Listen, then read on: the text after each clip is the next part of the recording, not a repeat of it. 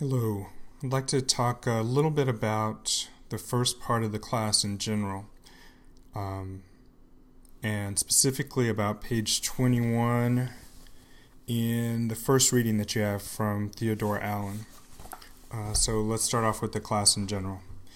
The first third of this class has a series of historical studies. And I should tell you that there's a way in which I'm not particularly interested in historical studies. Here's the way. There will be figures mentioned, dates given. Not going to test you on that, not particularly interested in that. I need to get across this idea that race is a political tool, that it is not a quality of people. It is not a biological phenomena, that the study of history can show you its employment, its use, its development, its changes. It's a tool. It's a gun. It's a shovel. It does work. It gets things done. That's what I'm after from the historical perspective.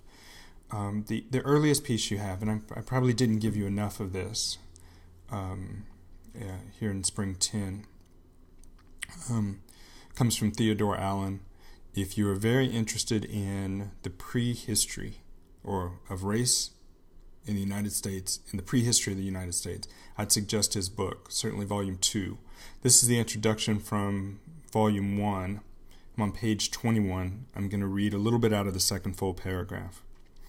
First, that racial slavery constituted a ruling class response to a problem of labor solidarity.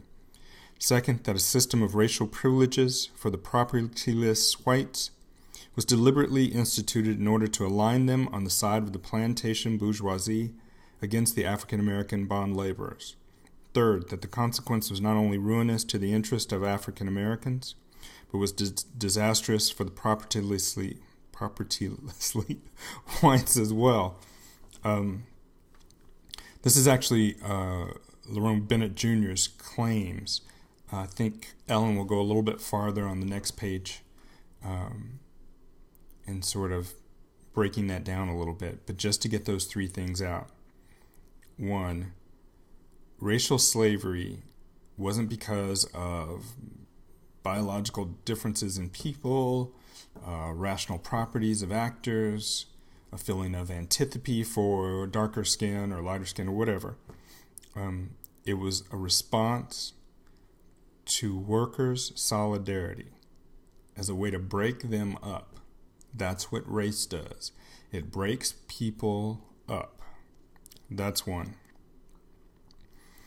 The trick, and this goes back, I think, to Bacon's Rebellion. The first idea is this. There's very few landowners. There's a lot of laborers.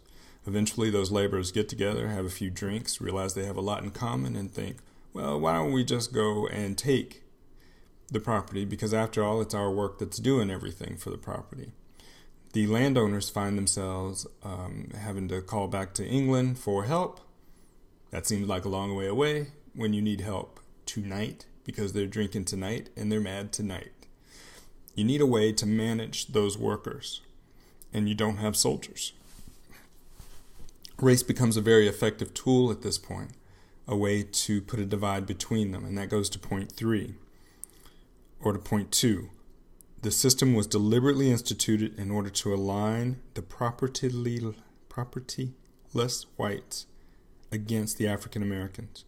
So what you do is, you have two groups, or you're thinking about them in two groups. The African American laborers who are going to be enslaved, and then the non-African American workers who you're going to give some privileges to, no property, no capital, but privileges to.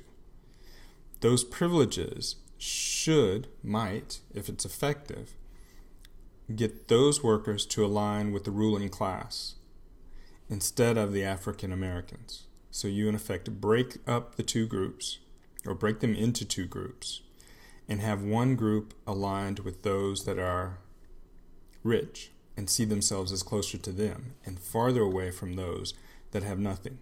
Again, you don't give them capital, you don't give them property, you give them privilege. Hell, you give them freedom. Because freedom's cheap that way. Third, the consequence was not only ruinous to the interest of the African Americans, but was disastrous for the whites as well. And that's the other part of it. Because they didn't have property and they didn't have capital, and it's a capitalist society, so the game is capital.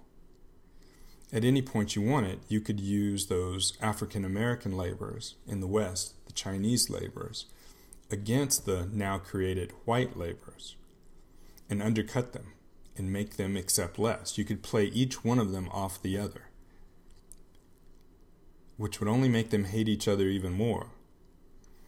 But then it's a race to the bottom for the workers. Meanwhile, those that were making money in the beginning, now they're making money, and they have those now so-called whites defending the system for them instead of getting together with everybody else and overthrowing the system.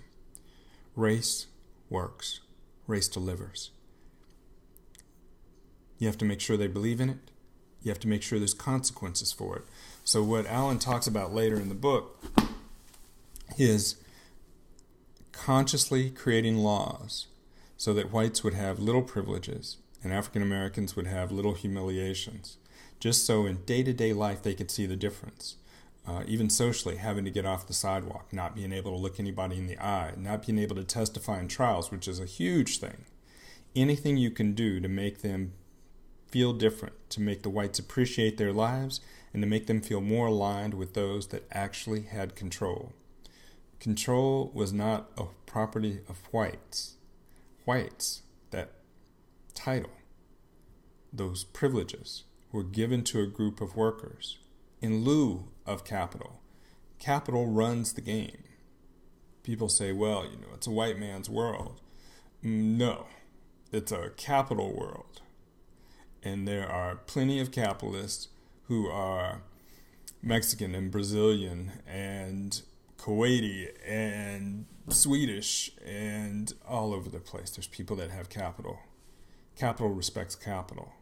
White is cheap to give away, and so they did. It's a wonderful tool, and it works. So the reason I have you reading Allen is to watch the way the tool gets started, to see why it is you would ever employ the tool. Now, there's different reasons given for why the country had racial slavery. I'm with Allen. I agree. I think you do it because you don't want these groups to get together, because you're worried about them coming after you. And race works. It breaks people apart. It delivers. That's it.